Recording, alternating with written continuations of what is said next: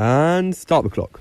Most of us have heard the old saying, "A watched pot never boils," referencing how while waiting for a mundane occurrence, time seems to slow to a halt, only for the pot to boil as soon as we turn our attention.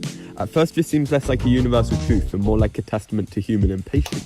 However, in the microscopic quantum world, this saying is closer to reality than you might think. In quantum physics, the state of particles are not fixed. Rather, they exist in a range of probabilities. More specifically, when observing small particles such as electrons, quantum mechanics fundamentally limits the precision at which both momentum and position can be known at the same time. As a result, the precise future location of particles cannot be determined. This is known as the Heisenberg uncertainty principle. Despite this, we can still make predictions. Although we can't extrapolate a particle's future whereabouts, it's still more likely to be some places than others. Just like a coin toss, you can't predict the outcome, but it's more likely to land on its face than its side. Therefore, with the information you do have about the particle, it's possible to graph a particle's future using the probabilities of where it's more or less likely to be found. This is the wave function, where the horizontal axis represents the spatial coordinates, while the curve gives information about the probability of finding the particle at a given coordinate. The Zeno effect emerges when we apply this theory.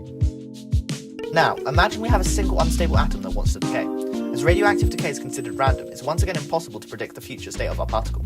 However, like the wave function, we can graph the probability of whether an atom has decayed after a certain amount of time with the exponential law P of t is equal to 1 minus e to the negative lambda t, where lambda is the decay constant. As we expect, the atom's chance of decay increases over time and tends to 1. But something interesting happens when we factor in observation. While not observing the particle, we rely on probabilistic predictions, but upon observation the wave function collapses into a definite state, as we can see whether it is decayed or not. At t equals 0, the system is prepared in the undecayed state, and therefore has a 0% chance of decay. From this point the clock starts and the probability of decay begins to increase. However, by making another observation we once again reduce the particle to a definite state, in this case undecayed. This collapses the wave function and therefore the clock resets.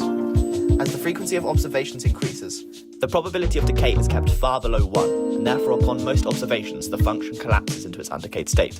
Yet because the chance of decay is not 0, eventually we still see the function collapse into its decayed state. However, at small time intervals the function follows a quadratic relationship, P of t is equal to t squared. As a result, if we repeat our observations instantaneously, the chance of decay stays at 0. Therefore, by observing the atom, we can stop its natural decay forever, and effectively freeze it in time. This extraordinary phenomenon is known as the quantum Zeno effect. Now this is crazy as it goes against all of our preconceptions of observation and time.